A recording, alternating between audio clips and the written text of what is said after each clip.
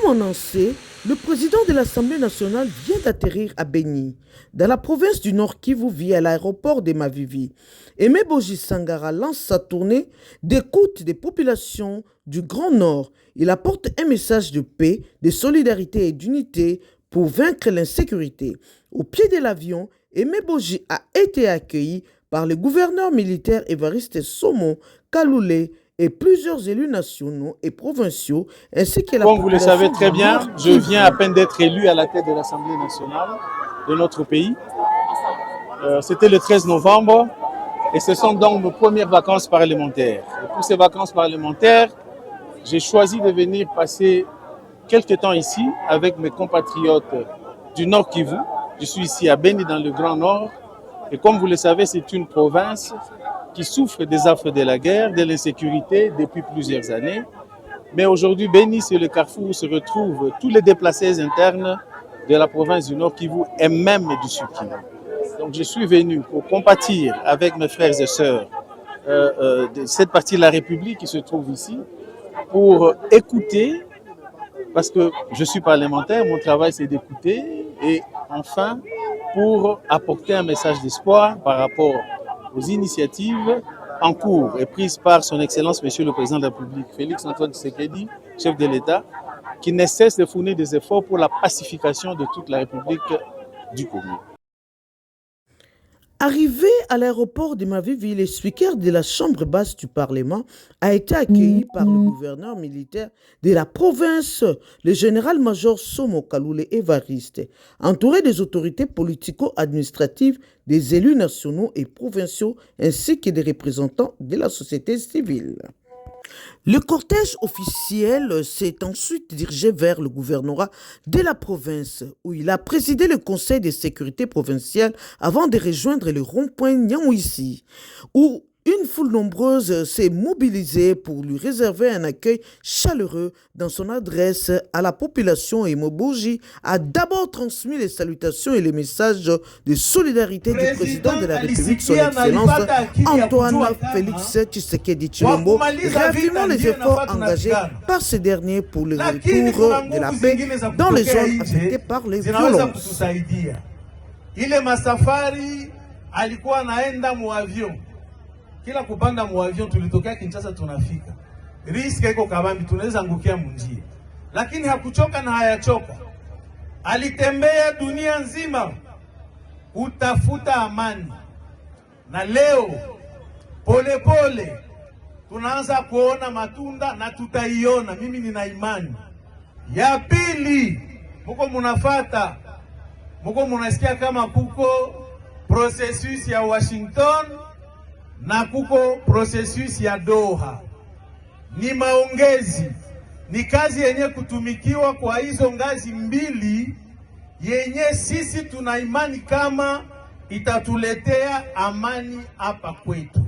Vita kuisha ni vitu nyingi sana, haiko tu kupigana. Tunasikilizana ndugu zangu, amani, amani, amani ndio yenye tunapenda. Wa ndugu zangu, mulifata situation ya Uvira, si vile? Kwa sababu mimi Mungu alinibarikia wakati wa president watatu wa Kongo, wa Rwanda na wa Etats-Unis walisinye hiyo barua, nilikuwa pale na wale watatu walihakikisha kama watamaliza vita. Lakini President Kagame kesho yake akasahau wenye alisema, akaingia mpaka Uvira. Si mulifata ndugu zangu? Inaonesha kama wakati sisi wa Kongomani tunapenda amani, jirani mbaya anapenda vita. Alipiganisha, kaingia, kakamata Uvira. Si mulifata vile walitoka Uvira ndugu zangu? Walitoka Uvira kisha posho mbili tu. Inaonesha kama ile kazi president de la Republique iko anatumika itatuzalia matunda. Wa ndugu zangu, mwe na ile imani.